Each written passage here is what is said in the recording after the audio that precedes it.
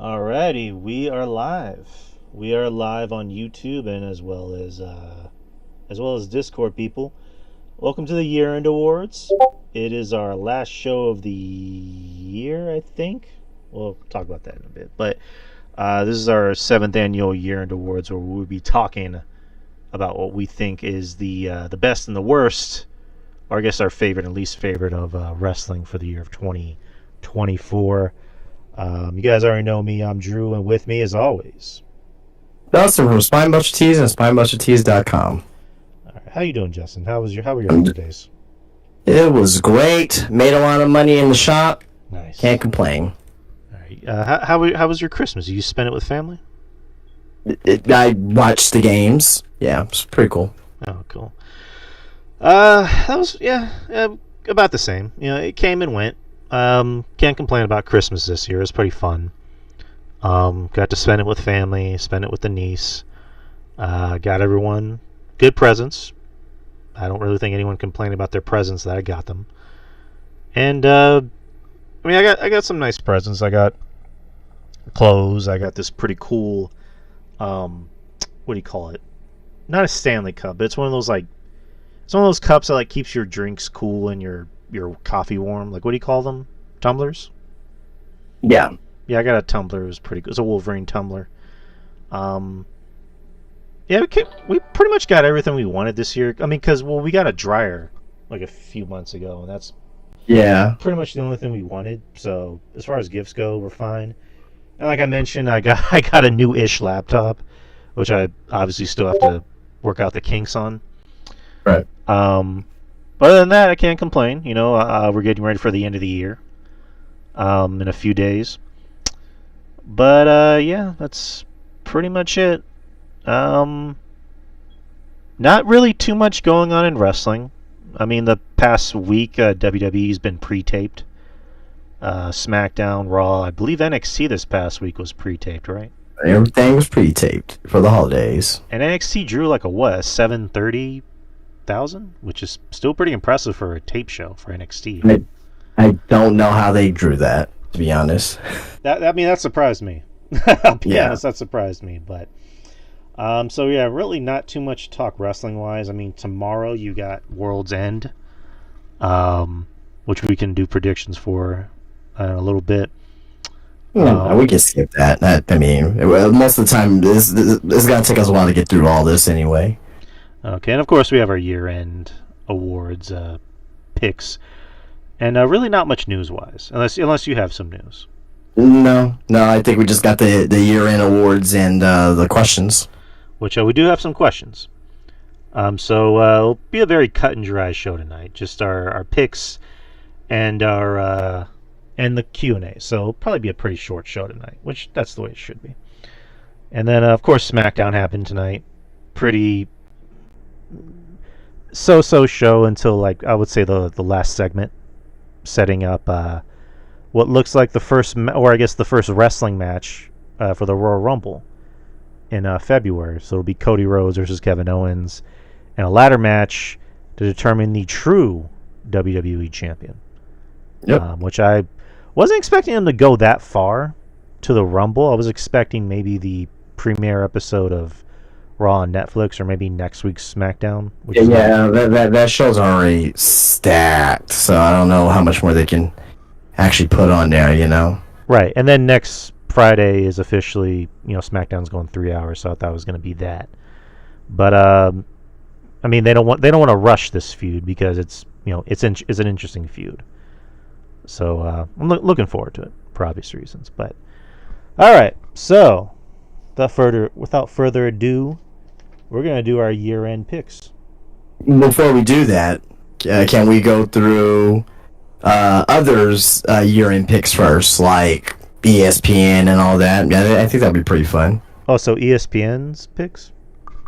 Well, there's like ESPN, there's the New York Post, there's Bleacher Report. Would you happen to have that up? I do. Okay, awesome. Go for it. Okay.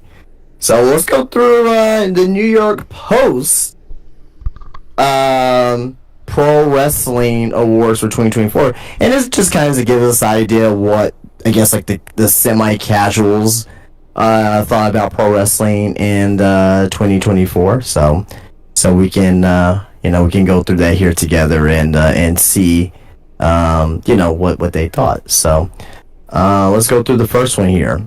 Again, this is coming from the New York Post. So New York Post Pro Wrestling Awards for 2024. We'll start from the bottom and we'll go up. And we can discuss about any of them if we need to. So, biggest story of the year: Vince McMahon, sexual assault allegations. Do you agree or disagree with that?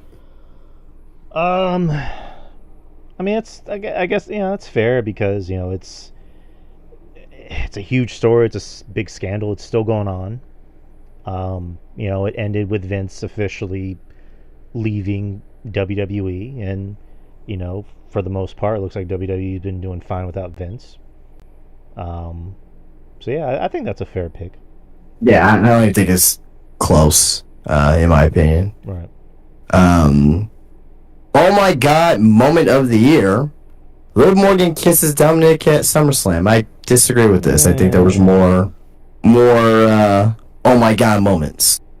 Yeah, that was. I mean, no, no. I think we predicted that was going to happen. Like Dom turning heel on Rhea.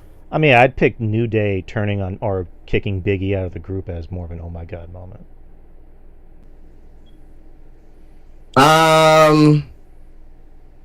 Yeah, that's up there. Yeah, that's up there. Yeah, I think that's definitely like a top three for sure. Right.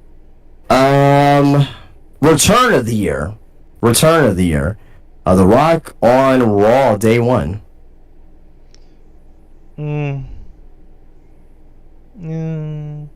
I mean, he wasn't expected to be there. Right. I mean, it's The Rock. When The Rock comes out, he gets a godlike reaction. I mean, would you have another return that you'll put ahead of that?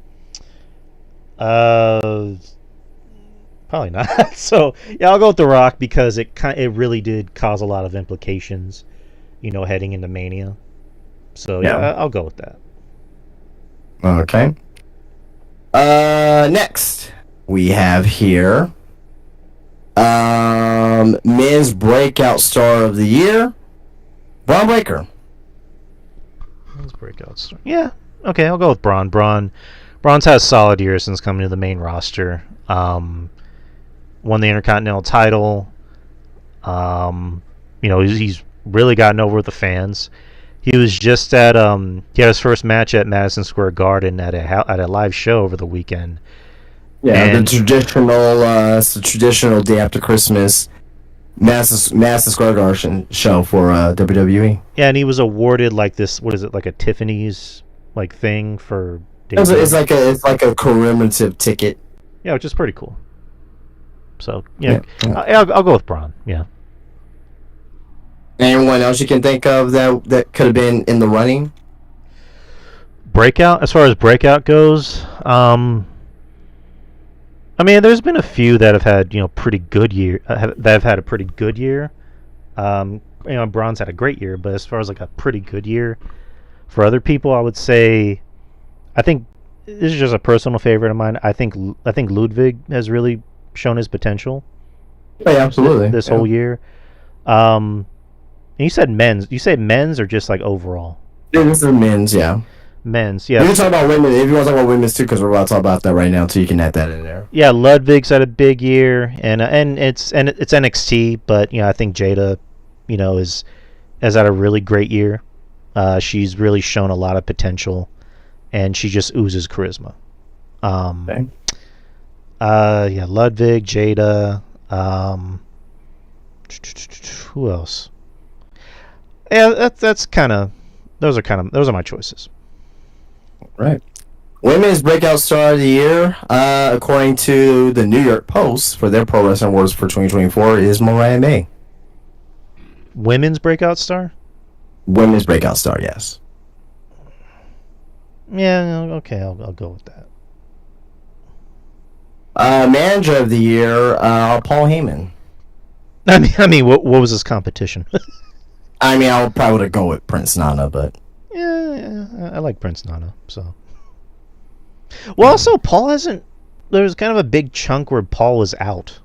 Yeah, that's what I'm saying. That's why I would have gone with Prince Nana. I think out of respect, I guess like logic, I'd go with Nana over Paul.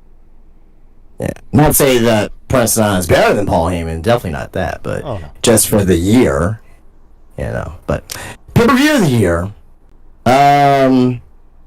This is kind of controversial. Not for the event, and I'm gonna say why in a second. WrestleMania 40. It didn't say night 1 or night 2. It just says WrestleMania 40. Definitely night 2. Night 1 was was kind of very much a mixed bag. Yeah. First time ever that night 2 was better than night 1. Oh yeah, they really threw all their eggs in the basket for night 2 for obvious reasons. Yeah. Promo of the year. Drew McIntyre and CM Punk exchanged during the March 25th episode of Raw. Agreed. Like that was big. I think that whole Raw was just good from top to bottom, but mainly just that promo with those two where, Punk brings up he kind of subtly brings up Vince McMahon, where Drew goes on the Chosen. He's like, "Who told you that? Who gave you that Right. name or whatever?" But that was a hell of a promo. I mean, Punk, I think, has had some of the best promos of the year. Yep. I mean, the one with Cody leading up to Rumble, I thought was fucking amazing. What else? Yeah, I mean, yeah, but I'm gonna go with that exchange on that particular Raw. All right. Well, moving on here. We got story of the year. Cody finished his story at WrestleMania 40. I mean, yeah. I mean that was 2 years in the making, so that kind of deserves that spot. I mean, it's one of the best finishes to a pay-per-view in wrestling history. Oh yeah, agreed. It's amazing. Bar none. Mm-hmm. Faction of the year. In my opinion, weak year for factions. Yeah. But the faction of the year is Judgment Day, according to the New York Post. Yeah, it's unfortunately, I think that's kind of like a by default kind of thing, because they're really the only faction that's kind of doing something at least, whereas everybody else is like, who else do you got? Like the White Six are like in and out. Who's another faction? I mean, the Bloodline, yeah, but the Bloodline's kind of, up and down, especially the new Bloodline, and now they lost a member. AEW's factions are not strong right now either. So yeah, but yeah, I think by default Judgment Day, because they're at least doing something. All right. Got a couple more here for New York Post. Tag team of the year, the Young Bucks. Fraxium all day, every day. Come on. I agree. But they got the Young Bucks for tag team of the year. They did have the big storyline with Tony Khan at the beginning of the year and the retirement match with Sting. So they had a strong start to 2024. To me, it just fizzled out around the summertime. So right. Alrighty. Next match of the year: Bryan Danielson versus Will Ospreay. That was at Dynasty. Okay, I like that match.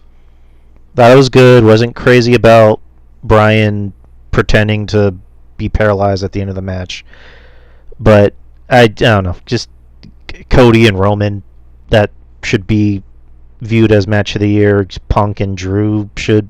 I would not put Cody and Roman above Ospreay and Danielson. Okay, so Punk. But Punk. I'm sorry, not Punk. But Cody and Roman is definitely to me like a top 5, top 7 match of the year. So it's an excellent match. And then Punk and Drew had one of the best Hell in a Cell matches in a while. Oh yeah, of course, 100%. So again, if that's your choice, I'm not going to get mad at you.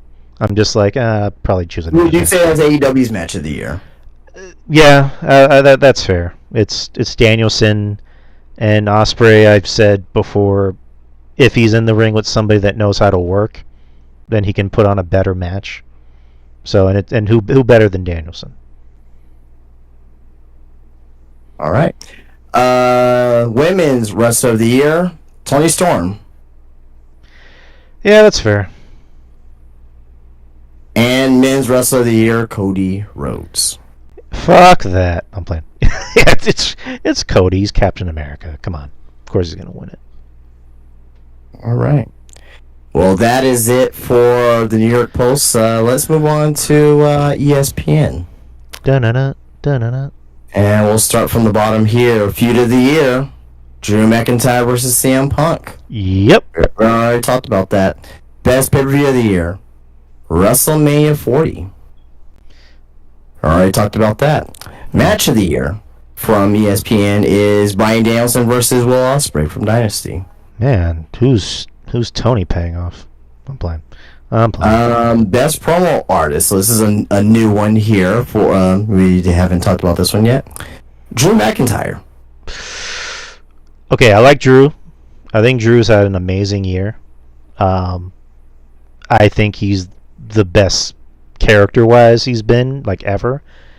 And I mean, he's always been a good wrestler, but character-wise, he's been on top of his game. Promo artist.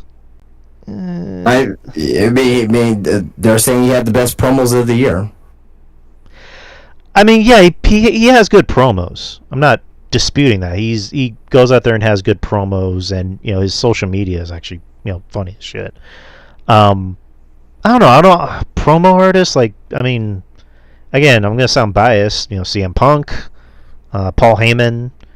I mean, Cody's cut some good promos. I don't know. You'll put Paul Heyman above Drew McIntyre, even though Paul Heyman was only there for like less than half the year. I don't know. It's just, again, it's one of those things where I'm not mad about it. I'm just like, I don't know. I don't. Drew McIntyre wouldn't have come to mind where I'm like, great promos. But it's one of those things where, like, I don't hate it. I can't hate it. I didn't think about it. So I don't know. What do you think? Well, I think they hit the nail on the head. Okay. For this year. Okay. Yeah. Good for Drew, though. Breakthrough Wrestler of the Year, Swerve Strickland. Is it really a breakthrough if he's been around for a while? I think like from where he was last year to where he is. I mean he was world champion this year. So I mean I'm not gonna. I would not have picked this, but I can see why he was picked. I personally wouldn't have picked Swerve for this particular category. I mean, Braun probably would have been a better choice, but again, I like Swerve, but it's like breakthrough should be for somebody who's kind of fairly new. Yeah, I agree. But I don't know. Whatever. It's not my list. I'll just leave it at that. Debut of the year, Jacob Fatu. Yeah. I mean, the thing is, I need to see him wrestle more. I mean, at WWE, like I've seen him wrestle in the Indies, but as far as I remember, I think he's only had like 2 singles matches since he's debuted. Gotta protect him. Gotta make it special. He'll have his singles matches. Right. I need to see him wrestle more. That's just my thing. But yeah, we're talking about debut of the year here. Debut. Yeah. He had a strong debut. Tag team of the year, Fraxium. Agreed. Fraxium has. We love Fraxium over here at the Experience. They have done a top-notch job. They went out there and had great matches, which is weird because I should be hating Fraxium because they're flippy-do guys, but they do the flippy-do stuff, probably better than most people, and they can still go out there and have a great wrestling match. If Fraxium were in AEW, would you still like them as much as you do? I think when you go to AEW, you lose all your faculties and you just stop caring. When you're in WWE, you kind of keep a tight leash on. But were they like? Would you see them as not such a good team, even though they're doing basically the same stuff? Because I don't really see I don't really see them like doing anything more. Like it seems like they're 100%, especially Nathan Frazier. Like I think we're seeing Nathan Frazier with his full capabilities. Nathan Frazier's stuff looks more believable, and Axiom I don't think gets a fair shake. Cause, he doesn't. Yeah, he's amazing. Yeah, because like all the intentions on Nathan, and fairly so, but I think Axiom really does deserve a lot of that credit. I think a lot of people are actually saying how good he actually is. Oh yeah, like he had a Yeah. really good match with Oba last week. But yeah, they're a great tag team. I love them. I hope they don't break up, which it seems like they're going to break up, but please no. All right. Well, we got 2 more here for the ESPN list. Next, Women's Wrestler of the Year. Toni Storm Of course. / Hmm? Roxanne Perez. It's a tie. Oh, okay. Our girl Rox. There you go, Rox. Good for her. So it was a tie. Roxanne Perez / Toni Storm. So, I mean, those are my top 2 for sure. So, you know. And Men's Wrestler of the Year. Gunther. Okay. All right. Gunther, our boy. I love Gunther. Mm-hmm. I just don't think he's had a strong 2024 as he had a 2023. Just my opinion. Okay. Still great. I still put him maybe like top 5 of the year, but just in comparison to what he did last year, you know.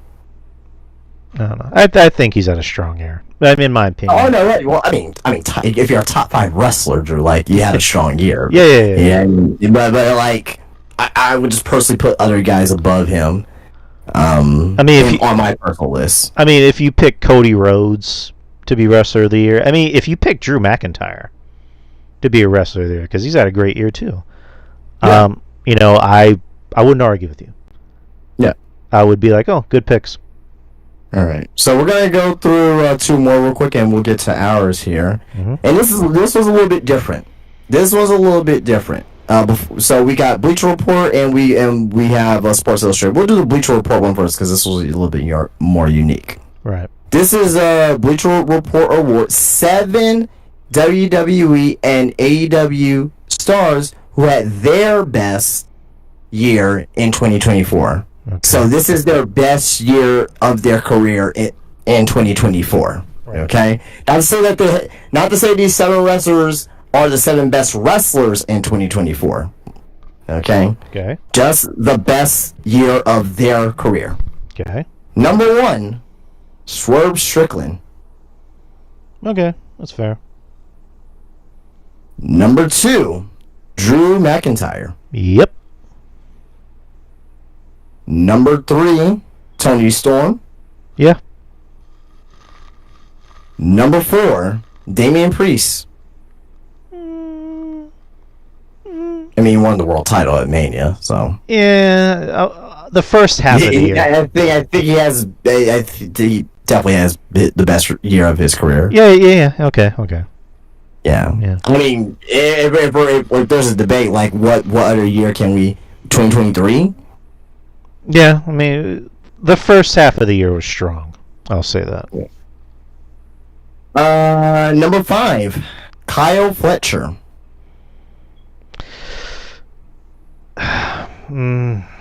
Second half of the year. The best year of his career. Second half is when he started to get over, and again, I don't need to repeat myself, but he beat Ospreay in that match.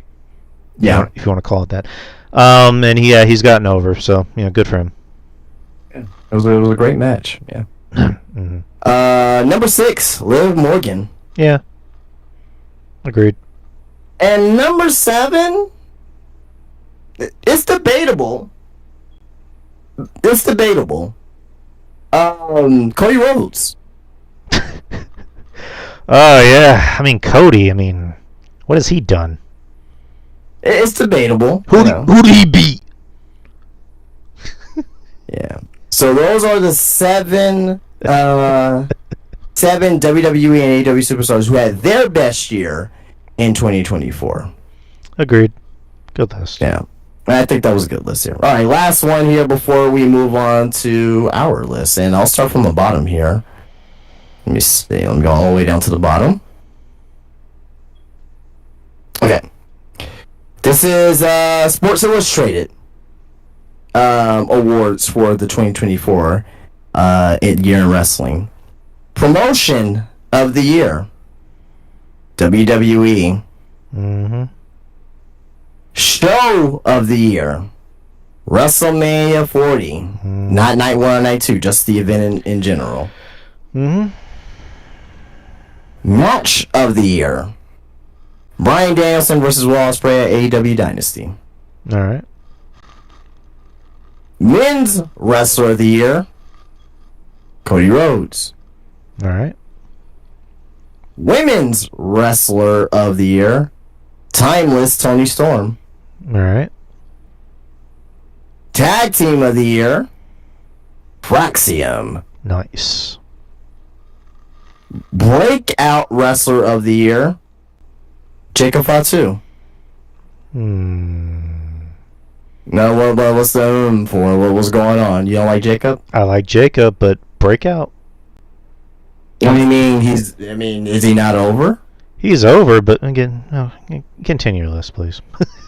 You have Braun Breaker. Who else would you put, on that list? He's only had like 2-3 matches. Jacob, again, I love Jacob, and he's over, but I would go with Braun Breaker. That's just me. Okay. Best on the mic. Drew McIntyre. All right. Heel turn of the year. This is a good one here. Heel turn of the year. Kofi Kingston and Xavier Woods kick Biggie out of the New Day. Yep. They're still continuing to get heat. I like the fact. It just happened too. So it's. Can you think of anything else that's topped that? Heel turn of the year? No, probably not. As far as heel turn of the year, no,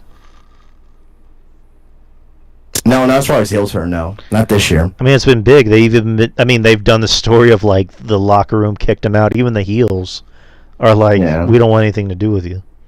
So I like that. Even like Kofi's mom walked away from him. I like Hangman's character transformation, but it was like gradual. It wasn't like a shock heel turn. It was like his character changed and thus made him a heel. But this was just like, straight up heel turn. Mm-hmm. Rivalry of the year, according to Sports Illustrated, Drew McIntyre and CM Punk. You. And last but not least, storyline of the year, the Bloodline saga continues. No. Punk and Drew. That's the storyline of the year. Punk and Drew isn't a storyline? No. That's what I'm saying. That's what you're saying. That's what the storyline is. The storyline of the year for you is.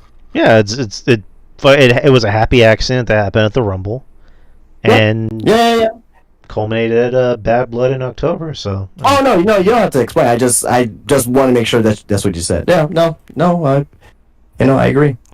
It got silly over the bracelet thing, but still the best storyline of the year.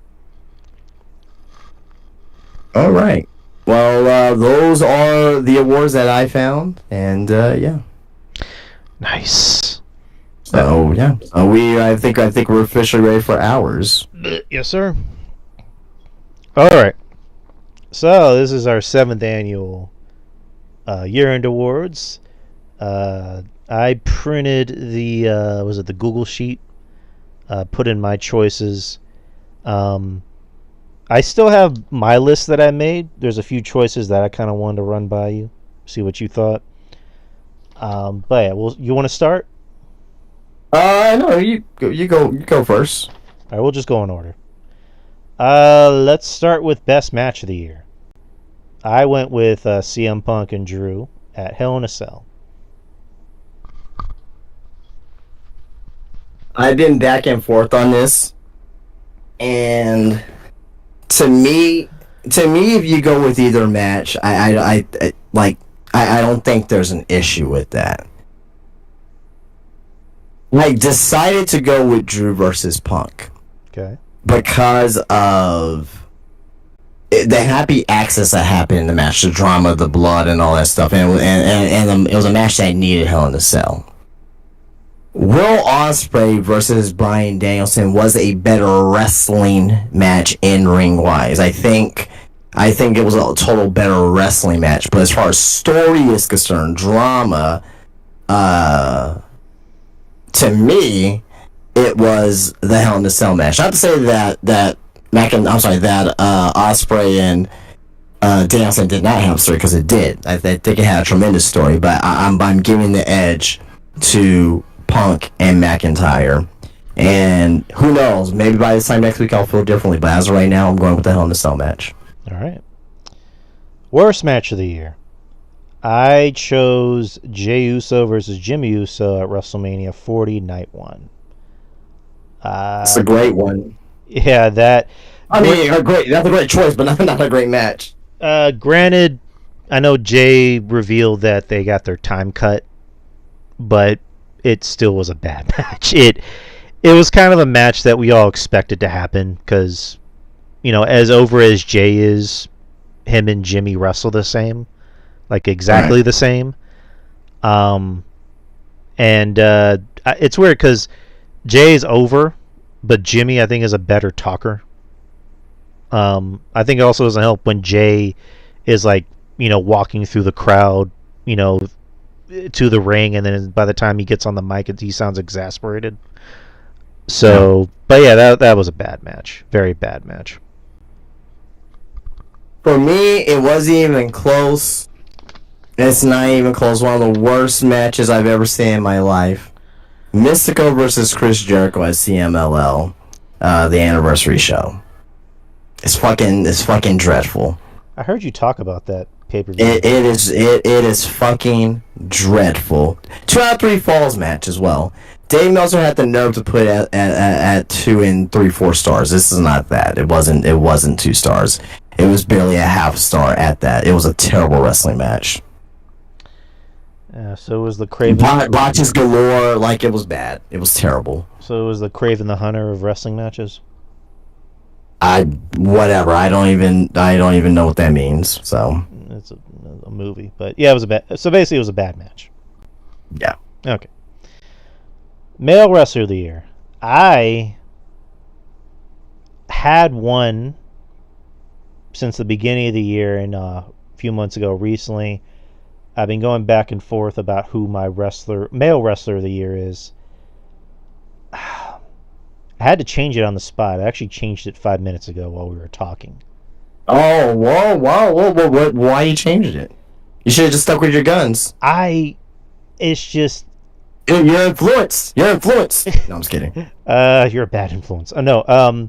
Both of these men, I thought, have had great years. Or great year, I'm sorry. But this one guy in particular, I think, has had the best year of his whole career. He goes out there and has, some of the better promos. His social media is on point. He gets it, and he can have good wrestling matches, and it looks believable. So I'm going to go with Drew McIntyre. I wish I didn't go through his list because I had Drew McIntyre as well. I kind of want this one as on my own, by myself, but I had. Well, you're crafty once again, Drew. So there you go. I got McIntyre. I mean, because I love Gunther, and Gunther probably would have been the obvious choice. You could have said Cody, but Cody had his moment at Mania, and Cody, I think, has kind of not had a bad year since winning. It's just he's kind of been up and down. He's now just found his stride with the feud with Kevin Owens. And then Gunther's Gunther. Every match he has is always the best match on the card. But I don't know. I think Drew, for a lack of a better term, has been the MVP of WWE, in my opinion. All right. Female Wrestler of the Year, Roxanne Perez, our girl. She kind of like Drew McIntyre. She's had a resurgence as far as character wise. It kind of seems like she maybe borrowed a little bit from Drew. Is she perfect on the mic? No. I think she would admit that, but she's more interesting character wise than she's ever been. She has carried that NXT Women's Division this whole year, and now you have Stephanie Vacour. Now you have Julia, who looks like she's going to win it at the New Year's Evil show in a few weeks. You got Zarya. Personal favorite of mine, Tatum. I love Tatum. But as far as like the main event scene, you have those three women. So, but yeah, Roxanne's done an amazing job, and she's almost but certain going to come to the main roster pretty soon. So Roxanne's my choice. My choice is Toni Storm. All right. Love Roxy. I mean, met her many times. She's fantastic. She's number 2 for me this year. But Toni Storm, everything that she did this year was amazing. I think, to me, Toni Storm was the best overall MVP for AEW in 2024. AEW didn't have a lot of positives in 2024, but one of those positives was Toni Storm. Amazing character work, amazing detail to her character, damn good wrestling matches as well. Even with her new character, which at first I poo-pooed on because I saw the videos like, oh, this is stupid. She's reinventing herself again to where that she's coming out thinking that she's new to the roster, that she has amnesia. So it's amazing on how someone can keep reinventing. She's gonna become the Mick Foley of AEW, where she's gonna have all these different characters that she can bring out anytime. So, and with this new character that she's doing, it's like, is she really timeless Toni Storm and she's acting like rocker Toni Storm, or is it just rocker Toni Storm with amnesia? You don't know. So I think Toni Storm's character work, promos, in ring, and just how over she is with the crowd, and how funny she is as well with these characters is to me garner female wrestler of the year. All right. Promotion of the year, WWE. Yeah, same. It's not even close. So yeah. Most improved, I went with Jada Parker.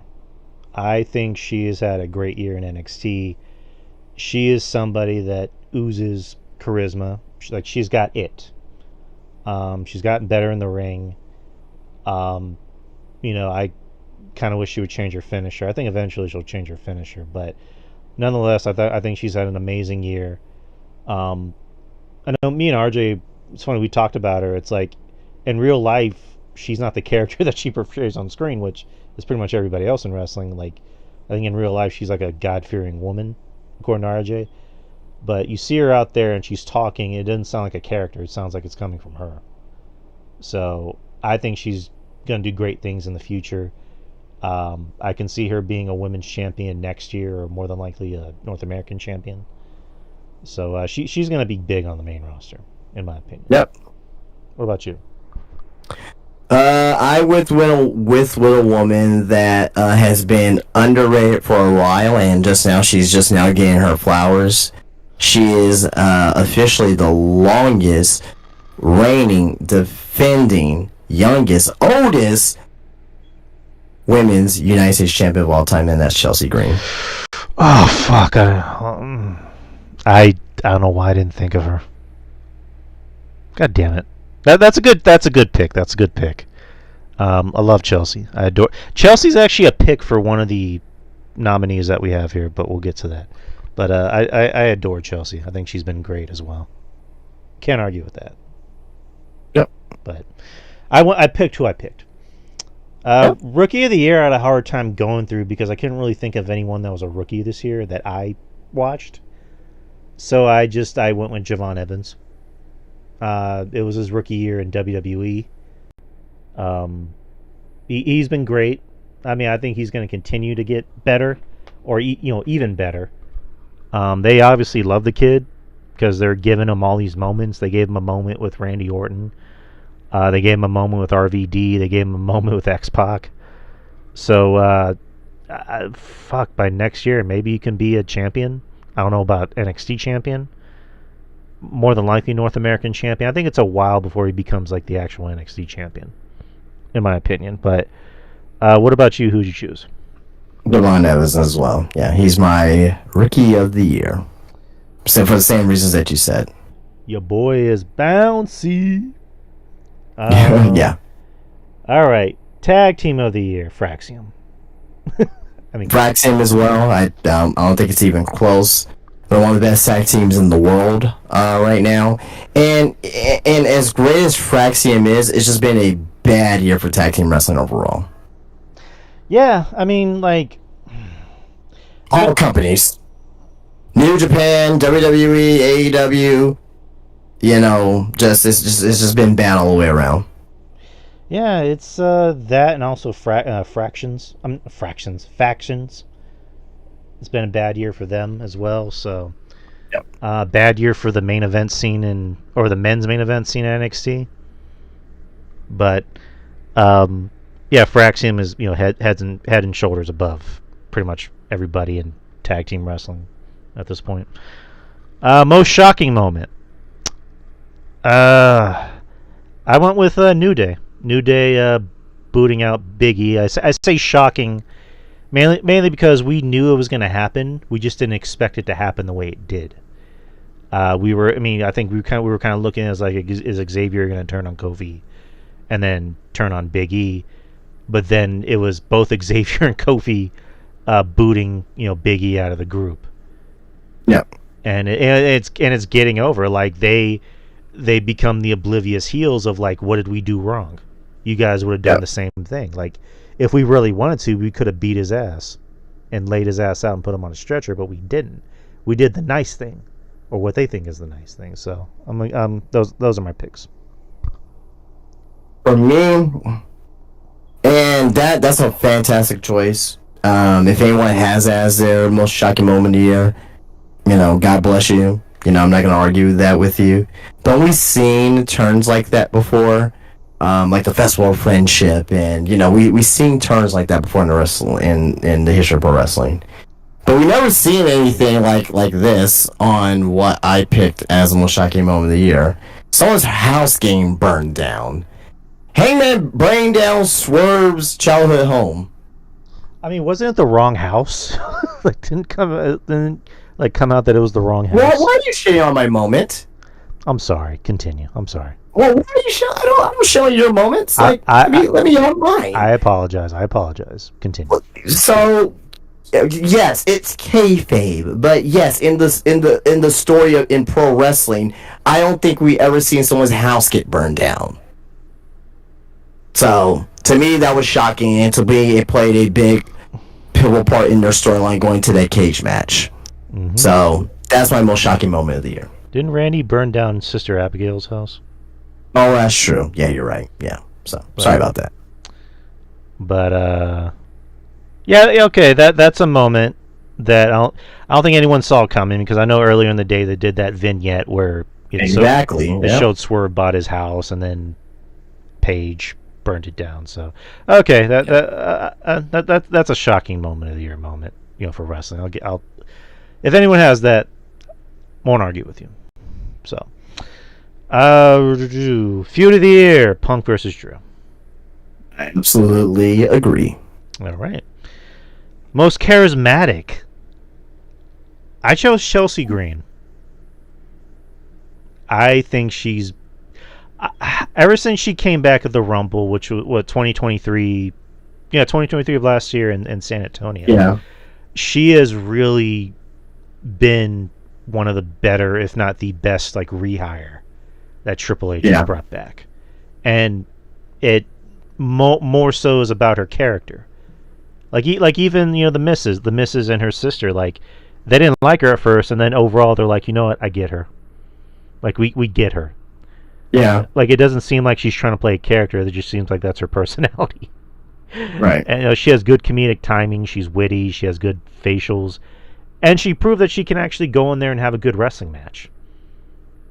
So that's my choice. Charismatic is Miss Chelsea Green. All right. Well, for me, I have another woman. Miss Toni Storm. Okay. I already talked about her, but I thought her character work was fan-fucking-tastic. And going into 2025, I think she's already going to have a good character. With this new, like, hey, I'm new and everything, like like a hot dog and a handshake, type of character, so. Nice, good choice. All right. Biggest money draw. I mean, the only one that came to mind was Roman Reigns. I did not go with Roman. I went with Cody Rhodes. He's been carrying the load for WWE for most of 2024. If Roman was there full time, yes, but I went with Cody. Okay. Best at promos. CM Punk. Drew McIntyre. Okay. Best social media. Drew McIntyre. Could have been Chelsea Green, but I went with Drew McIntyre as well. Yeah, Drew's social media this year has been pretty top notch. Not gonna lie. Not gonna lie. Like especially the stuff where, he was like talking shit to Larry. That was fucking hilarious. That was so hilarious. Yeah.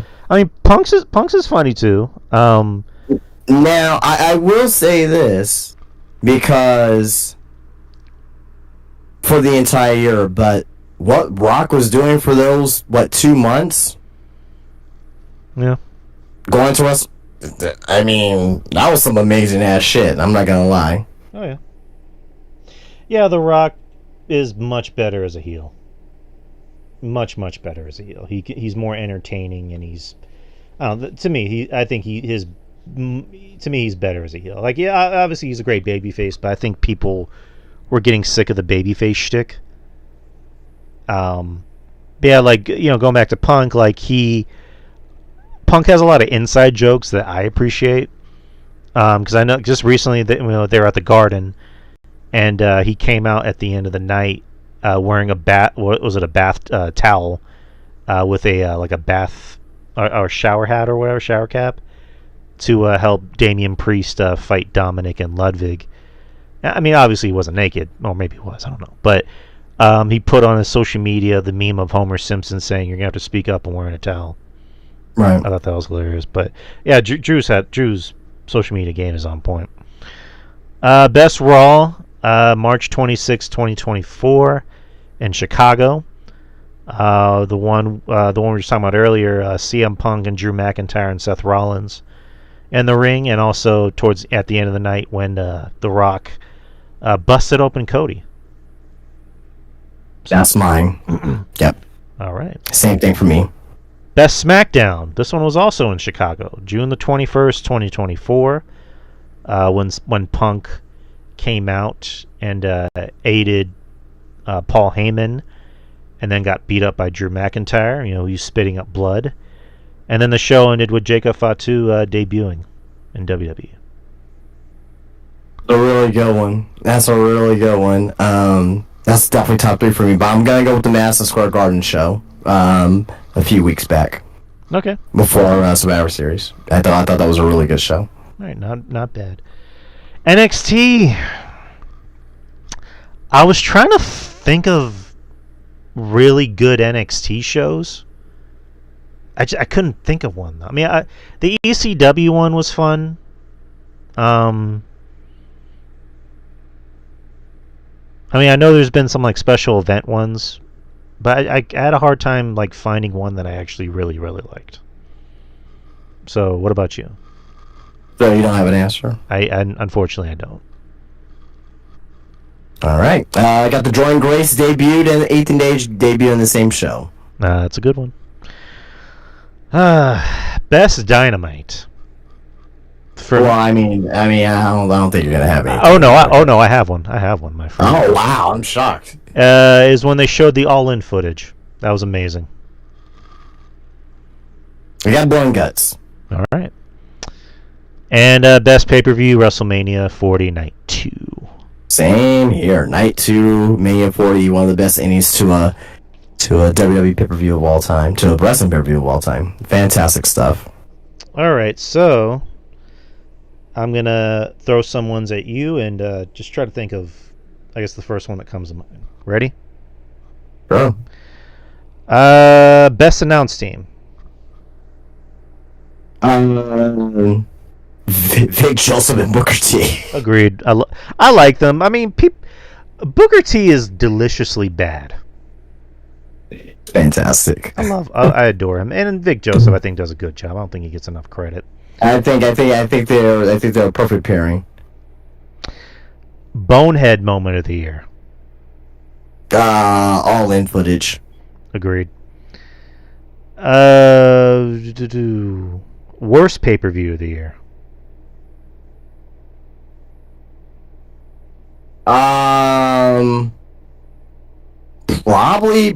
Probably Full Gear.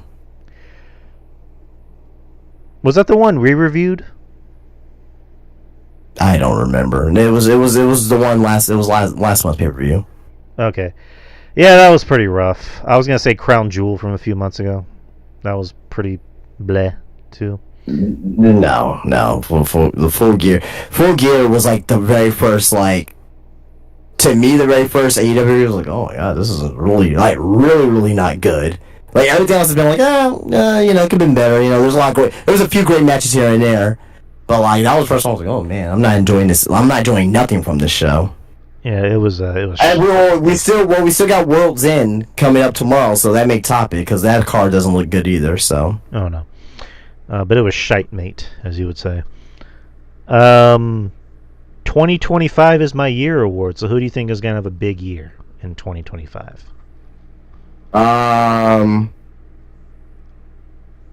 Ricky Starks. Good choice. I think Karen Cross could have a pretty good year next year. Yeah, that's a good one too. Yep. Yeah. So it's gonna be my choice, Karen Cross. Who's, in your opinion, who's the most underrated wrestler of the year? Or did we already talk about that? We had most improved, so I guess it's kind of the same award in a way. Well, I guess most improved is more about, hey, they've gotten better, whereas underrated is more about, hey, have you always been this good? Like, I don't know. Maybe it's like maybe it's more of like hey, have you always been this guy? I think it's kind of like disingenuous, but I think it's like I think it's like to where that you like them more than anyone else. I mean, I can pick To the general public. Michin, I think, could be most underrated. I mean, she's always. Sure. I've always liked Michin. Oh, I've always liked her too as well. Absolutely. I have always thought she was very good. It's just, she doesn't get the recognition. No, so I think she can maybe get most underrated. Yeah. I mean, the easy pick can be Chelsea, but I think Chelsea. Well, yeah, I think anyone can pick Chelsea because I think people looked at her as more of a character. Yeah. And then they saw her have good wrestling matches. Like, hey, she can wrestle too. Right. So you know what I mean? I don't say it to be disingenuous. I just say it because like I just look at it how the public sees it. Of like, hey, have you always been? Hey, have you always been this good? It's like, yeah. You're just now noticing. But yeah. If I had to pick one, just off the top of the head, I'll probably go with Brody King. Yeah, he's pretty good. I really like Brody King. Yeah, I wish he would be in WWE though. I don't think he wants to go to WWE. Oh God.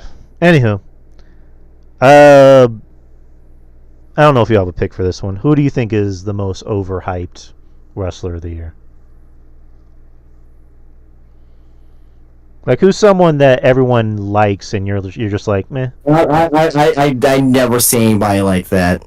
If someone likes somebody, they like them, and me. Do I like them or not? It's not really my opinion at that point. It's like, hey, Drew, you like dude, I can't. Let me just. Oh, you like Obafemi? Like, I may not be like the biggest fan of Obafemi, but I'm not gonna be like, oh, he's overrated or overhyped. Like, no.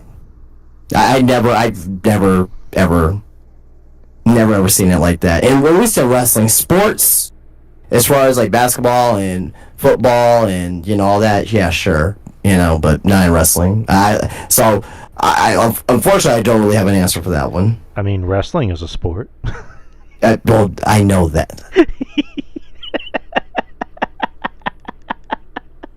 Yeah, I don't have an answer. I'm just gonna skip that one because it's too easy for me.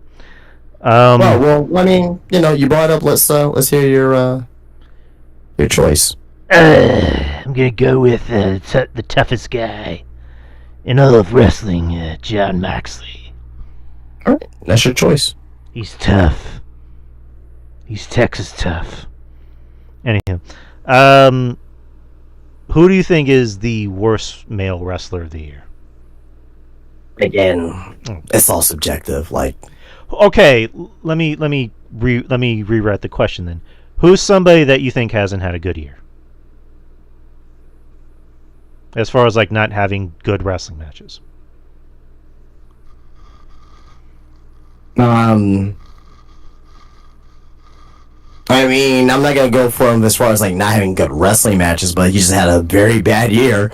Ray Phoenix. I mean, he's been hurt for the whole year, right?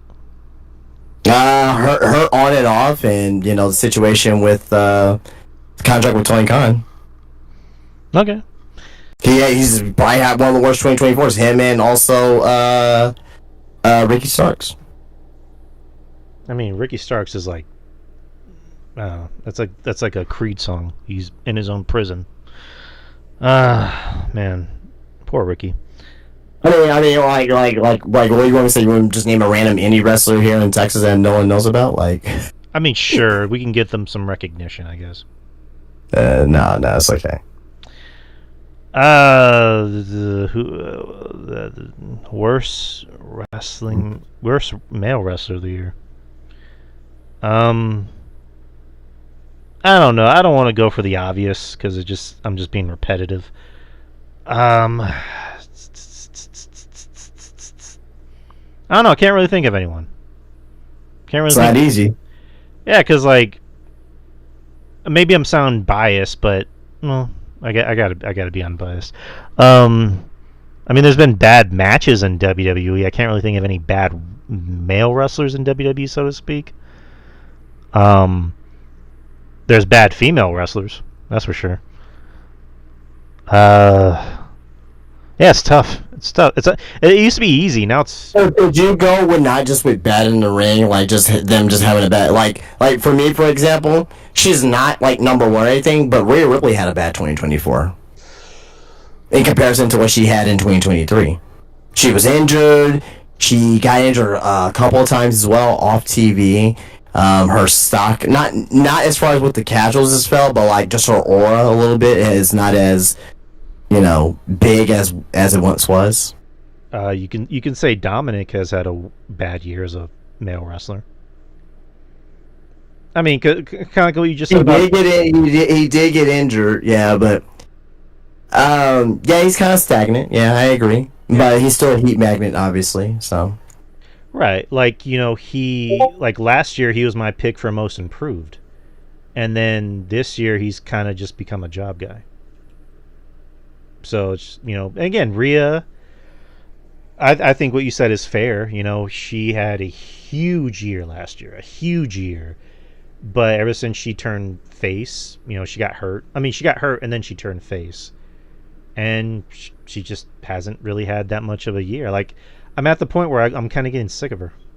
Like, that's how bad her year has been. I mean, I'm not going that far, but I will. But like, you know, Liv. Well, you're getting sick of mommy. Like you were ranting and raving about, you know, Rhea Ripley. She's mommy. Like, yeah, you know, yeah. But now she's just Rhea. Oh man. Oh, wrestling fans are so jaded, man. I am. I'm jaded. I hate everything. I hate everybody. I hate myself.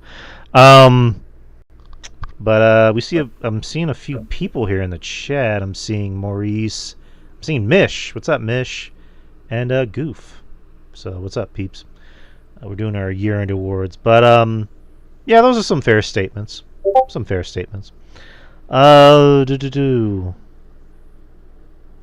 don't know if we already asked this. Best moment of the year. Oh, Cody. Oh well, yeah, Cody winning the, you know, Man Night too. Who do you think had the worst promo of the year? I don't know.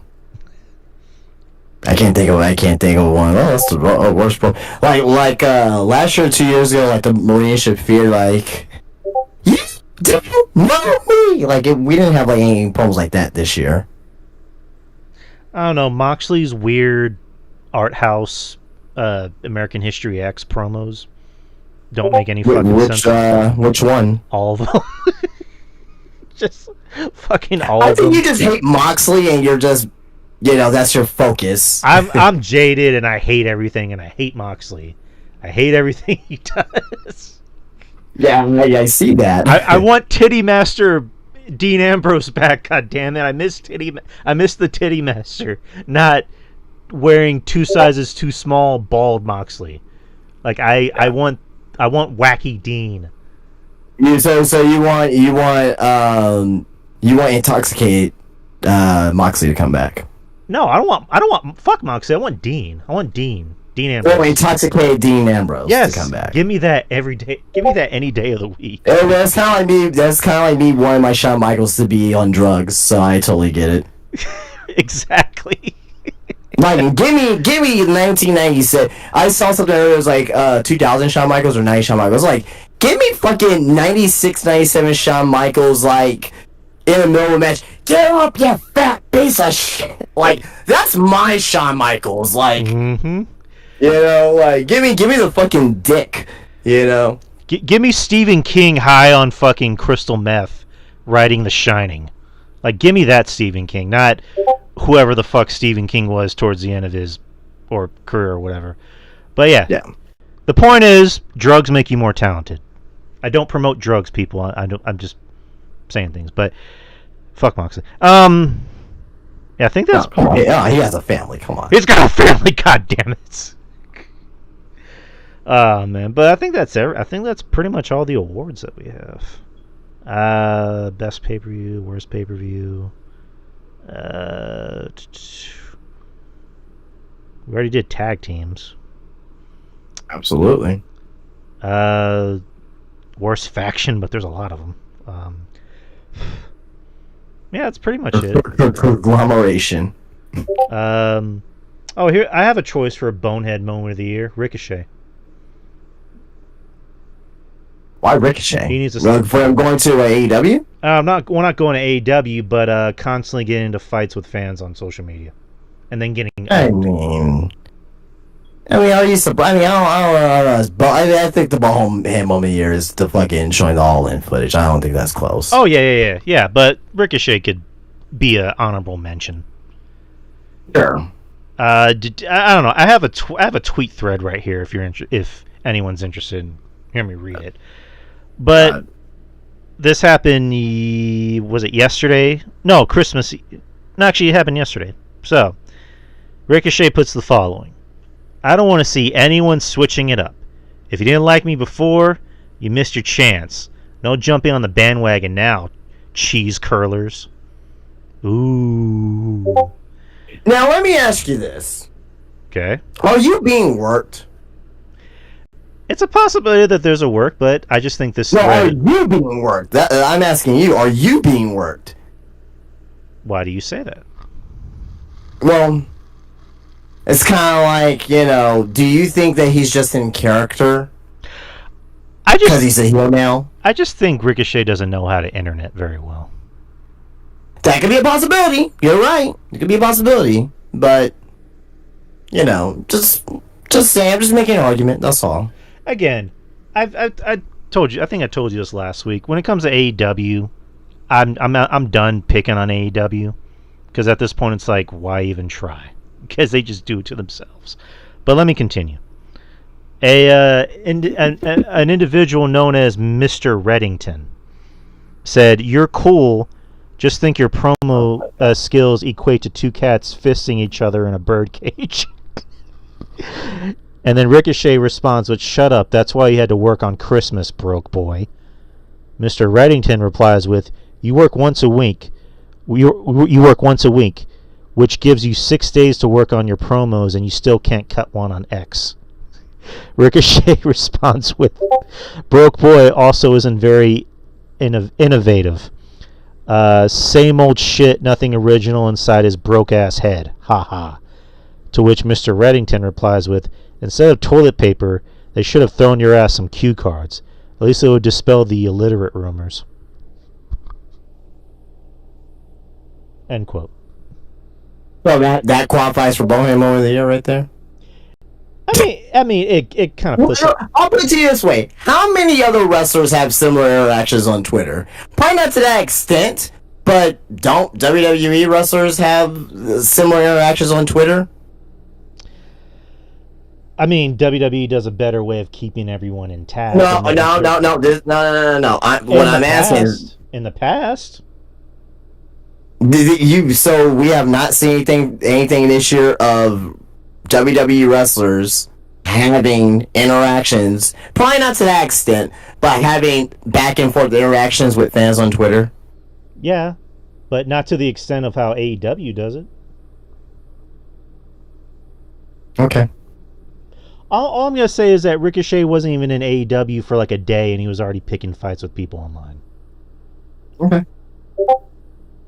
Okay. But those are our nominees, people. So let's get to Q&A. Let's get to the Q&A. So we do have some questions.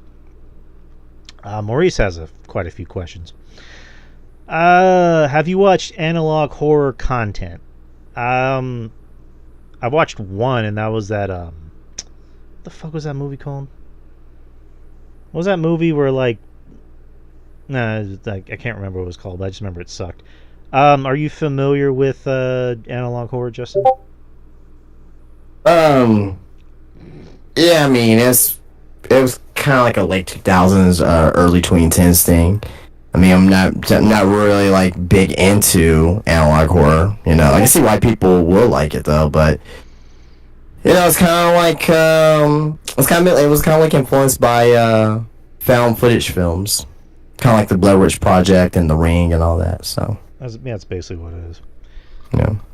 Have you watched Invincible, Fight Girl, and Adult Swim? So far, it's a deep, good show about wrestling. I haven't heard of it. Heard of it, have not seen it, but I heard good things about it though. If you hear a Batman who is going craw and killing his enemies and then turning to people, would you A, run, B, hide, or C, do the hokey pokey? I want to do the hokey pokey. Yeah, sure, why not? I'll turn my laugh around. NFL teams to watch in the playoffs that could face off against the Chiefs. I'm sick of the Chiefs. Like I'd rather see the low. Oh, why you sick of the Chiefs? I'm just again, it's like LeBron making. Because they win too much. I mean, it's like with every. I mean, again, Patrick Mahomes is obviously great. He's the best quarterback in the game. Travis Kelce is head and shoulders the best tight end in the game. Oh, not no more. No. Who? Yeah, he's. I like Brock Bowers. I also like Trey McBride. Sam Laporta's pretty good as well. Yeah, I think he's on the decline for sure. I don't know. I'd rather. I mean, I like the Bills. I think Josh Allen. Yeah, I would probably say the Bills. I think the Bills probably have the best chance to beat them. Yeah. The Lions are having a great. I'd rather see that in the Super Bowl, the Bills and the Lions, opposed to the Chiefs and the fucking Eagles. Fuck the Eagles. The Lions are injured right now. I don't even know if they're gonna make it to the NFC Championship game at this point. Oh Jesus Christ! I'd rather the Bills. Get the Bills in the. Yeah, I mean, I don't know who's gonna come out of the NFC because Jalen Hurts got injured as well. Oh boy. So, yeah. Have you watched the Game Awards? I have not. The Video Game Awards is just a bunch of bullshit. It's just fucking genre writers who don't know a shit about a lick of video. The video game industry's in a fucking disarray right now. It's not good. It's not good. They don't make good games anymore. There's still some good games out there, but they don't really make good games anymore. So, whatever. Do I watch it? And it's not even a Game Award show. It's just basically like the new E3, which there's nothing wrong with that. But like, wasn't E3? You know, new trailers and stuff. Like the Game Awards is just basically a bunch of new trailers for new games, which I don't mind, but it shouldn't be an award show. It's basically companies paying Jeff Keighley to have their new video game releases and their trailers on this show. So it's been about, the trailers first and the awards second. So. Is the liar reveal trope in media a good thing or bad thing? I don't know. What do you mean, Maurice? I have no idea. Maurice, what do you mean by that? Is the liar reveal trope in media a good thing or a bad thing? I know Maurice is here. Maurice, what do you mean by that? We'll get back to that. Would you consider Red Dead 1 and 2 one of the greatest pieces of media about the Wild West? Justin can answer that. Yeah, absolutely. Being non-biased. So to answer the question, one of the greatest pieces of media about the Wild West, absolutely. Just story there is fucking amazing from both games. Now, I don't want to spoil, but fuck it. If you didn't play the games at this point, whatever. Red Dead 1 is a sequel to Red Dead 2. Red Dead 2 is a prequel to Red Dead 1, so if they were to put that as a movie, I think that would be great. But I think probably the greatest Wild West, anything is the good, the bad, the ugly. The Dawes trilogy. You ever seen The Unforgiven? It's pretty good. I like it, but I like the good, the bad, and the ugly. I think it's one of the greatest cinema films of all time. The bad and the ugly.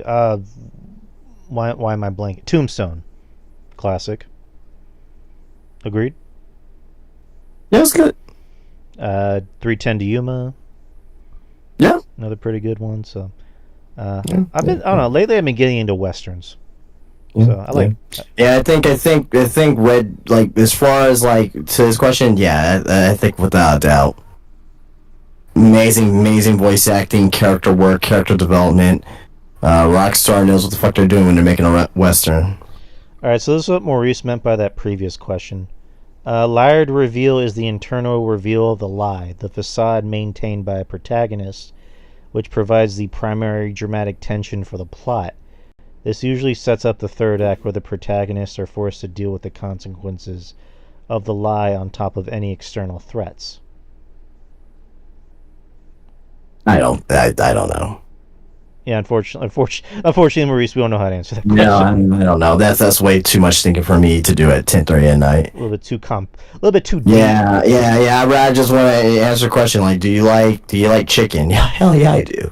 Something like that. I feel bad because Maurice asks these very like complex. No, they're great questions. I just don't have the mental capacity to answer it. Philosophical questions, and I'm just like, sure. Yeah, it's a great question. It's just, again, I don't have the mental capacity for it. A little too deep, Maurice. But keep asking these questions, please. Number 8, is Adam Sandler a polarizing actor? Yeah, definitely. I mean, people love him or they hate him. So yeah, that makes you polarizing for sure. Exactly. All right, and then lastly from Maurice, does the TNA Soldiers exist still? Nah, son. Thank you, Maurice. Here's a new one. Master G. Hello, I'm kind of new here. Who was the last wrestler you met? Well, she wrestles every now and then. She's actually on my Facebook friends list. Simply Luscious. I don't know if that name rings a bell. Doesn't. She was. I think she was like the only like female wrestler that Shawn Michaels trained. I think Mish definitely knows that name. Yeah, I met her. What about you? Well, he came to my shop last week, so Kerry Morton. It was two of them, Kerry Morton and Ricky Morton. Nice. One half of the Rock and Roll Express came into my shop last Friday, so that was pretty cool.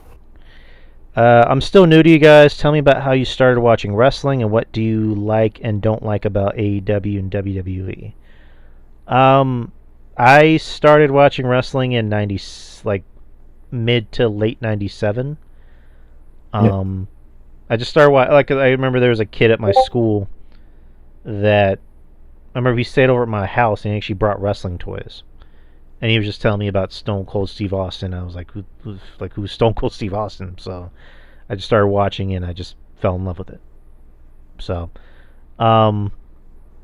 what I like and what I don't like about AEW and WWE, I've kind of said very plainly what I don't like about AEW. I don't like their fan base. For one thing, I don't like their boss. I don't like the lack of accountability that the wrestlers have. But I'll just keep it at that. What I do like,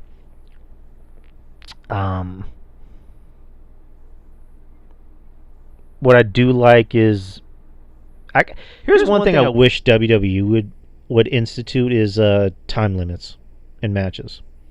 Like bring back 30-minute time limits, bring back 20-minute time limits.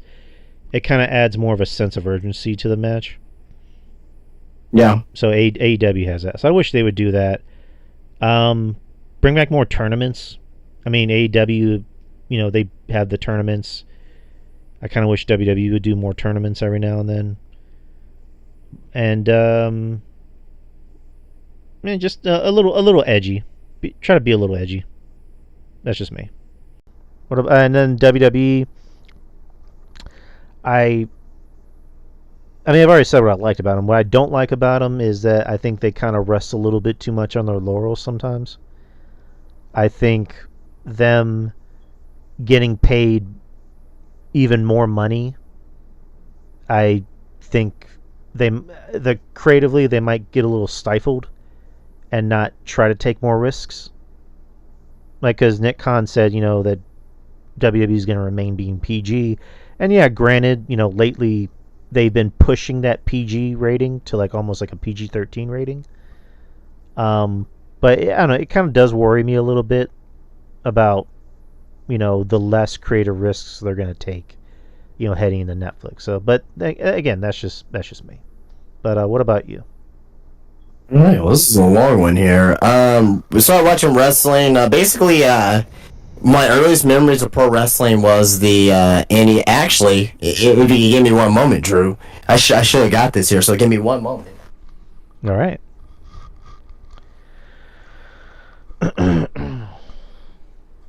So I'm a big. I collect retro video games, and this is the very first wrestling video game I ever played, and very first me remember anything of wrestling. So this game right here, WrestleMania for the Nintendo Entertainment System. Yeah, so very first wrestling game I ever played. So I had a Nintendo and I played it, and I didn't know it was wrestling. I thought it was just like a game where you just beat people up, and this is pretty much what it was. And I watched wrestling on TV as well. So like Superstars, and I didn't know the wrestling that I was seeing on the TV was wrestling that I played in the game. So Macho Man Randy Savage was one of the first wrestlers I've ever seen. He instantly became my favorite wrestler because I thought he was black. I'd never seen a white guy with a tan before. So thought the guy was black. He had brown hair, kind of he was dark like me, all that stuff, right? I thought he just had like a white girlfriend, whatever, right? So yeah, so that's pretty much how I started watching wrestling. And eventually, my very first pay-per-view was Royal Rumble '92. So I was like 3 years old at the time. I remember it. So, what I like and don't like about AEW and WWE. AEW, I like that they do have a great roster. I love when they have great wrestling matches. They have great wrestling matches. If you can show a friend who has never watched wrestling before, and they can say like, "Oh shit, that's fucking cool," on what they're doing to each other. So I think the wrestling, in ring wise, I think they're the best as far as in ring wrestling is concerned. What I don't like about AEW is start and stop pushes, storylines not making sense, Tony Khan seeming to be losing grip of his roster, also as well him being very petty. closing guys out like Ray Phoenix and Malachi Black and Ricky Starks and guys like that, having way too many title belts as well. So those are things I don't like about AEW. There's a lot more other things, but that's just on the surface. WWE, what I like about them, they know they stick to their strengths. They're very production heavy. Their production is top notch, A1. You know what I mean? It's really good. The creative is, for the most part, has been very good, easy to follow. If you have someone that doesn't know anything about pro wrestling, they can jump right in and kind of pick up where they left off with WWE. You won't feel too lost, right? And WWE, I mean, they have the biggest stars in the world. What I don't like about WWE is sometimes of their laziness with booking, and sometimes it just feels like they go from show to show and they advance storylines, but they just do it very half-assly, and they're like, okay, well, you're gonna be watching anyway, and that sometimes the shows feel boring. Not to say that they're bad shows, but they just feel boring. It feels like I don't need to watch the shows at times. So hopefully that answers your question. All right. Who are your sports teams and how are they doing this year? Not very good. I love the Spurs. They're kind of so-so. I mean, they're better than last year. They're in the play-in hunt. Yeah, they're better than last year. Yeah, They just need to. They need to close out games better. They they won tonight. Yeah, but I mean the Nets. But yeah, they should have beat. I mean, well, they still won, right? I know, but they should have beat the Knicks. They should have beat Philly, but they just they make bad defensive choices. They're young guys. The only veterans on the team is Chris Paul and Harrison Barnes. They still need to close out games better. That's just how I view I it. agree, but also at the same time as well, they have to understand they gotta understand how to win, right? Now also as well, like, okay, they lost a lot of close games. What about the games they came back from? Right. Being down like 15, 20 points, and they come back to win that. So I think the Spurs I think they're on the right path. And then the Cowboys suck ass. Well, we're not even gonna talk about that. I don't know why they're winning games. Why are you winning games when it doesn't fucking matter now? Right? You don't want to win games when it does matter. Now you're winning games when it doesn't fucking matter. Go fuck this shit. I hate. Okay. All right, let's move on. Let's do a wrestling hot takes and you guys debate, not my actual takes. All right. What Ricochet is doing right now in AEW? Or no, let me rephrase that. Oh my God! Why is Ricochet? What Ricochet is doing right now is disgusting in AEW. I mean, I wouldn't. Disgusting? I wouldn't say disgusting. What? I think talking about? I think he just kind of looks like a dork. But I wouldn't He's say like disgusting. she's a jackass, but the way he's doing it is disgusting. Like, come on.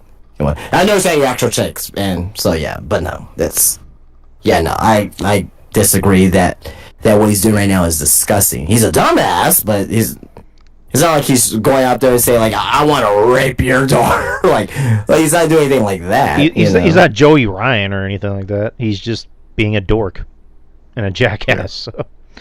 So. What AEW is doing with Ray Phoenix and Ricky Starks may be the worst promotional tactic of all time. It's not. I don't think it's a promotional tactic. I just think Tony Khan's a petty bitch. I don't think it's the worst promotional tactic of all time. There's been worse stuff that Vince McMahon has done. I mean, and it's not a promotion. I mean, when I think of promotional tactic, I think of like promoting it on the show, whereas he's just being petty. But the PG era is better than the Attitude Era. No. Nah, brother. Nope. Christian was a better world champion than Edge. Yeah, I agree. Edge had a lot of title reigns, but like, which one was memorable? Yeah, Christian's TNA run doesn't get talked about enough. Like Christian and Kurt Angle's TNA run doesn't get talked about enough. But I've always said Christian was a better wrestler than Edge. But for whatever reason, Vince didn't like Christian for some reason. So he went with Edge. But Hulk Hogan was an underrated pro wrestler. From what I've seen, what he can do in Japan, I agree. He admits that he shouldn't have done the leg drop because he thinks that's what led to his bad back.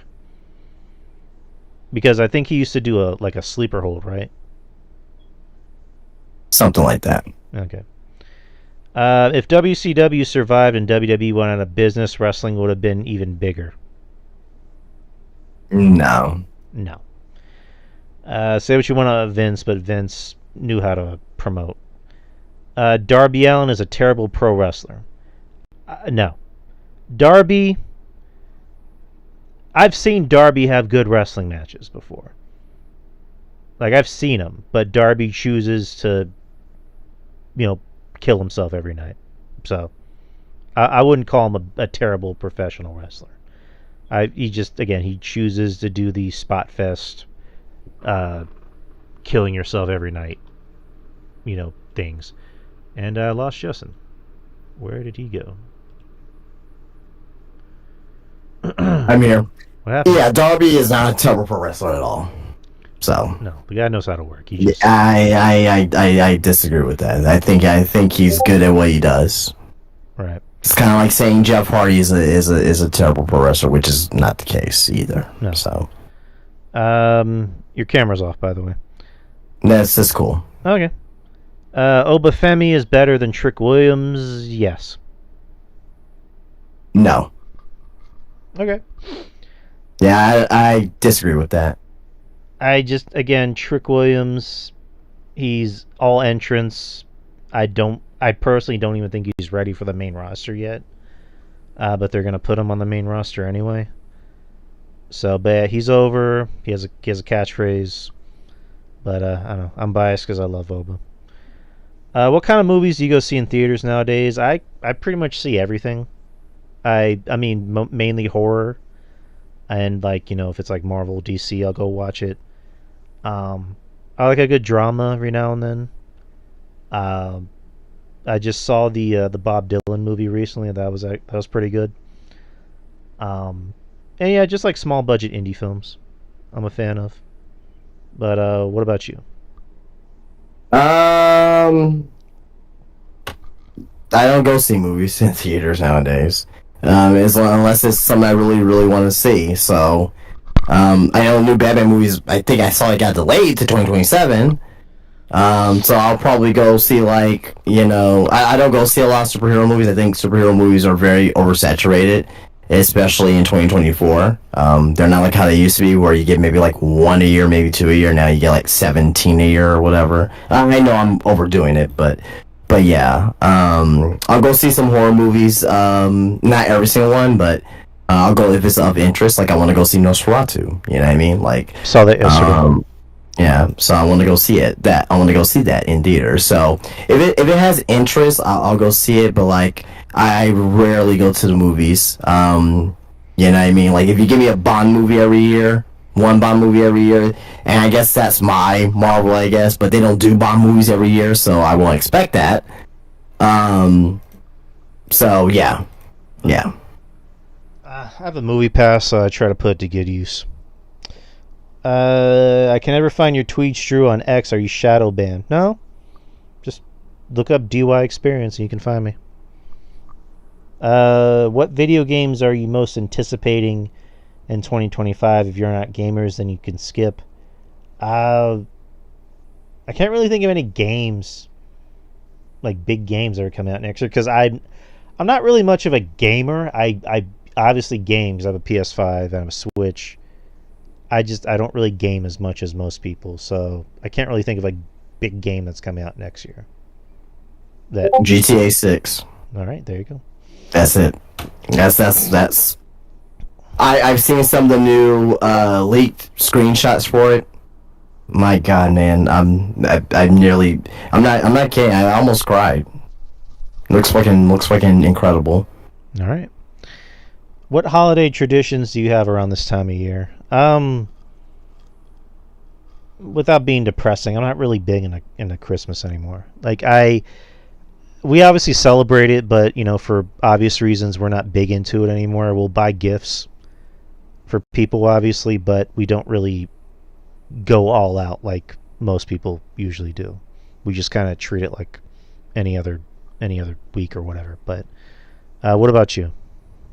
Nothing really, but mostly it's like finding certain things to watch that I watch always around this time of year. Listen to certain music that I listen to around this time of year, not necessarily Christmas music. Just doing certain things that I do around this time of year, watching certain documentaries. So like I have a kind of a routine, making food, obviously. You know what I mean? So, spending time with family. I think that's very important. Try to be very happy around this time of year, even though it's kind of hard to do sometimes. So. You gotta spend. You gotta think about the good things in your life. Think about what you have in your life, not what you don't have. True. Well, thank you, Master G. And then CM Goof is gonna close it out with the questions. All right. How was your Christmas? Eat anything good? Any plans for New Year's? We talked about it at the beginning of the show. Mine was no plans for New Year's. I'm just gonna most likely just hang out at home. Yeah, same. Just gonna chill. That's pretty much it. Why does Triple H get a pass for his bad booking, but Tony Khan doesn't? Tony Khan does. I mean, people have been calling out Tony Khan's booking, like, for the past year and a half. So his booking is terrible. Do you have anything to add to that? Why does Triple H get a pass for his bad booking, but Tony Khan doesn't? I think that, like, I try to call out what I call out from Triple H because I'm very much so unbiased, right? Tony Khan has had bad booking. I won't say all year. There was some good stuff from AEW this year. Just saying that AEW didn't have like one good booking or anything storyline, anything that showed.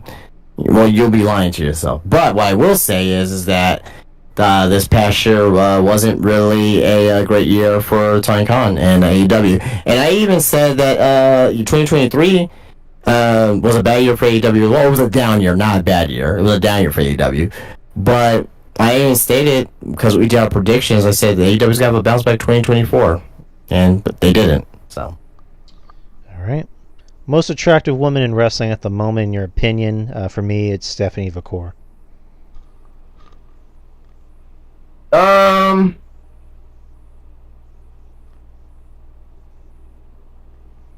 don't know. I haven't thought about that. I'm surprised you didn't go with your girl, Layla Gray. Yeah, Layla Gray, obviously, yeah, but probably Jada. Jada Parker. She's very attractive. Yeah, she's very attractive. If pretty much, if just anyone in NXT, just insert NXT name here. Right. Like, you can't go wrong, No. If Pentagon Jr. signs with WWE, who do you foresee his first feud being with? I think we talked about this. I guess pair him with Ray to fight New Day. Yep. At this point, it's like, how do you get there, though? Because it kind of looks like they did the thing with Ray, and then they just stopped. So, I don't know. Help me settle an argument. Okay? Does Kaden Carter have an ass? Someone I know says she doesn't, and that she's built like a block of cheese. Via hit me. I disagree. I don't feel like saying big words tonight. She has an ass. Sure. Yeah, I mean she's with Damien. Damien likes his he likes his booty. Go to Pete. Are they dating? Yeah, they're dating. No, well I don't keep up with everyone's relationships. Unfortunately, I do. Go to pizza topping. I'm a pepperoni guy. You? Yeah, pepperoni. Depending where it's from, Little Caesar's pepperoni is fantastic. But bacon's essential, right, as a second topping. Then, if I want to do like a third topping, you got ham from Pizza Hut, even though I hate Pizza Hut. Ham from Pizza Hut, ham from Domino's. Then you got beef from Little Caesars, so I can go beef, bacon, and pepperoni. So it really just depends on that third topping for me. But typically it's pepperoni and bacon. I'll those are the two that I need. Nice. Enzo and Cass reunion in WWE, for or against? Why? I wouldn't mind seeing them reuniting in WWE. I mean, the tag team division really could use them, and Enzo, they can get a pop if they do come back. It's just, would WWE want them back? I don't know. What do you think about Enzo and Cass coming back to WWE? Against I think at this point they're I won't say old, but they're older now. So it's like, would they really mash well with someone like a Usos, or would they mash well with somebody like let's say Fraxium comes up? Can they work with someone like Fraxium? Like I don't see that. All right. Boo. Realistically, how far are we from Jacob Fatu versus Braun Breaker WrestleMania main event for the title? I don't know if I see that as a WrestleMania main event. I can see that as a WrestleMania match. But I don't know 43. Okay. 43 or 44. So we'll see. Favorite non-horror Christmas movie. So, Christmas movies? Is that what you mean, Goof? Yeah, it's Christmas movies. Yeah. I mean, the Santa Claus. That's one. Jingle All the Way. That's another one. Jingle All the Way. I like that movie, but it's pretty bad. It's deliciously bad. Elf. What was that? Turbo Man. Put the cookie down now. Elf is a classic. It's another one. Fuck it. Batman. Batman's a Christmas movie. Batman. Which Batman? Returns. The one with DeVito. One that's set during Christmas. I don't know. I don't think so. Okay, one of the Batman. I know it has snow, but yeah, but fuck it. Everything's a Christmas movie nowadays. Yeah, Batman Returns. That's a Christmas movie. And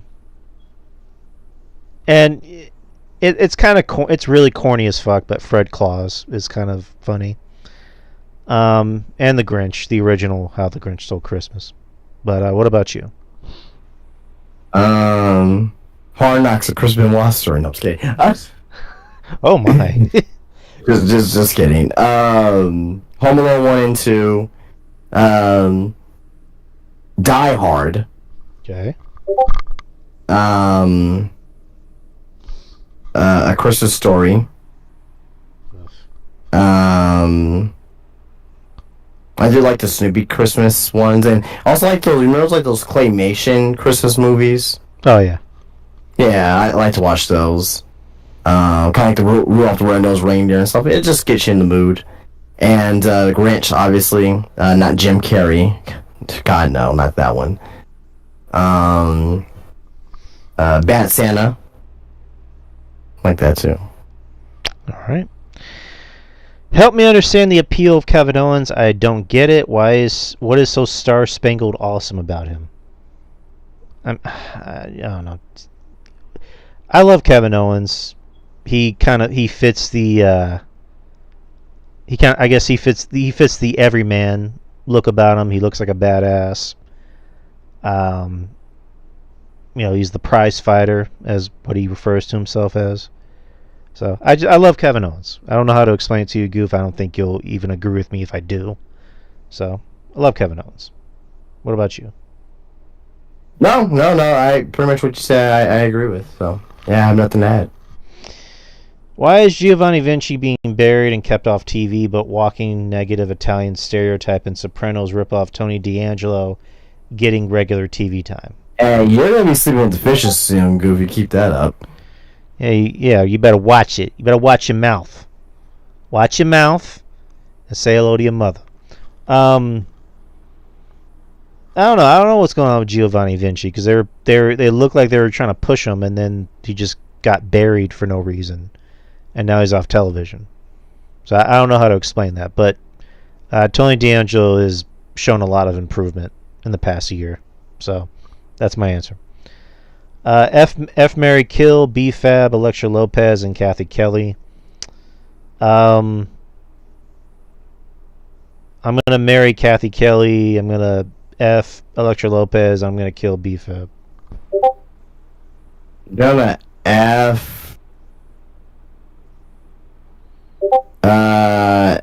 B Fab, marry Electra Lopez, kill Kathy Kelly.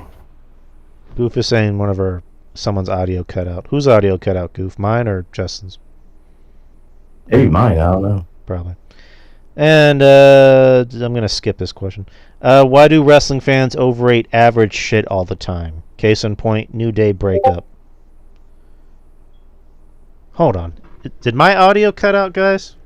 I hear you. Can you hear me? I can hear you. Okay. Goof is saying he I think can't. No, I think we're good then. Goof is saying he can't hear us. Anyways, might be Discord for you, Goof. That's the best thing I can explain.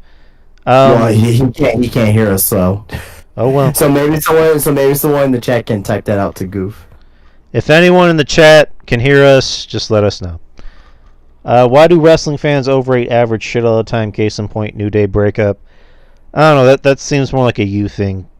Goof. The New Day thing was big because we expected it to happen. We just didn't expect how it was going to happen. Yeah. I mean, I definitely did enjoy the New Day breakup for sure. But it's your opinion. I mean, if you didn't like it, I mean, you didn't like it. We're not gonna. You can't force to like anything. You can't force to hate anything. So that's what's great about being a pro wrestling fan. And then lastly, Push Barry Fire, the Good Brothers, Street Profits, and Berto and Garcia. I'm gonna push the Street Profits. I'm gonna bury Berto and Garza, and I'm gonna fire the Good Brothers.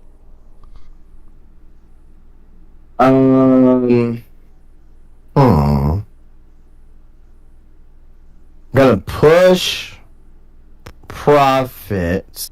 No. Yeah, push Profits. Bury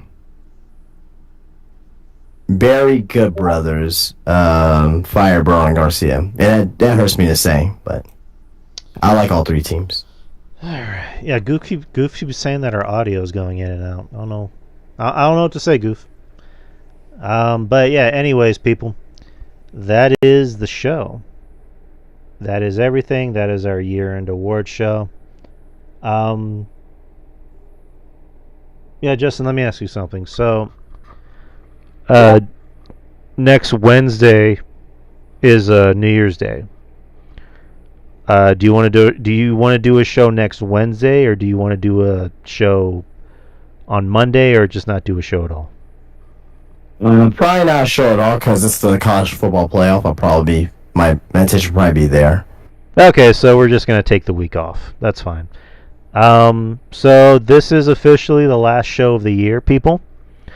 I want to thank everybody who listens to the show, who supports us, loves us, subscribes, shares. I want to thank everybody. I want to thank Mish.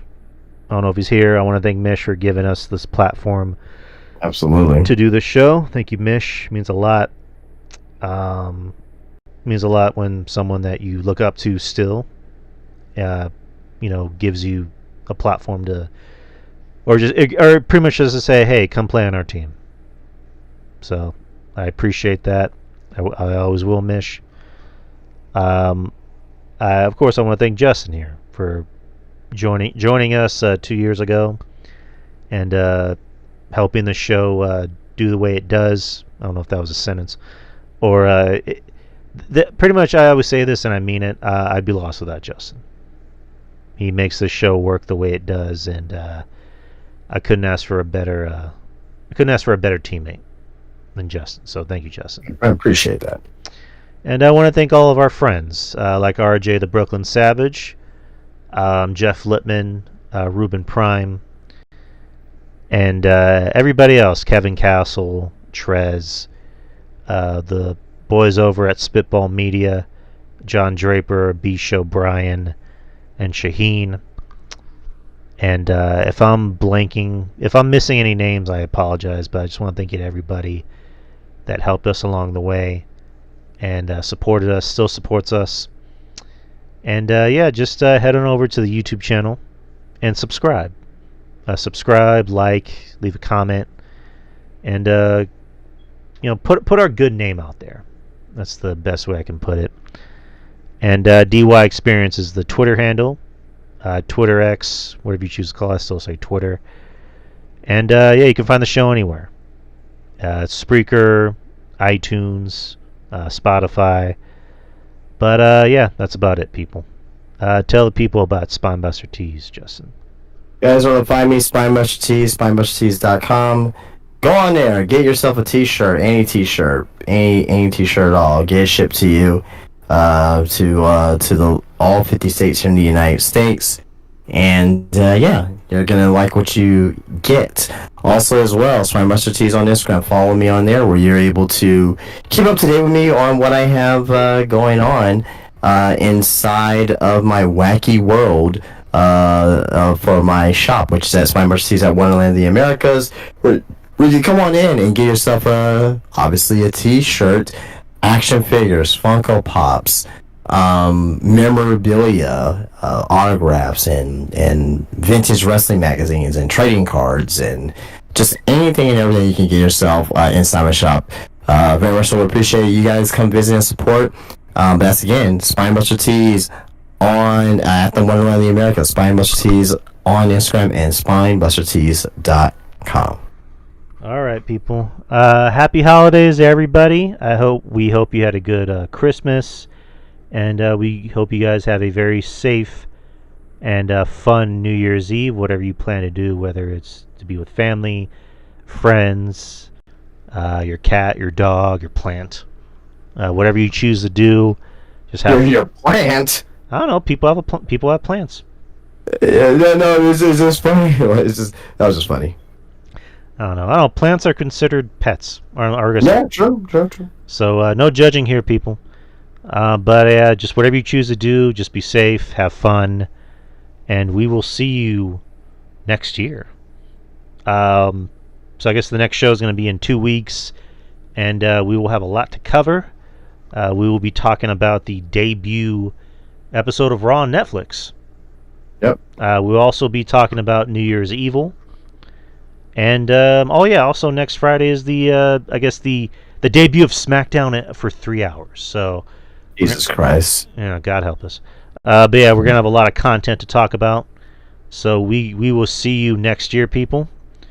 And we hope you join us as well. So from Justin, from me to you, from Justin to you, we love you guys, and we will see you soon. Peace out. Peace. All right.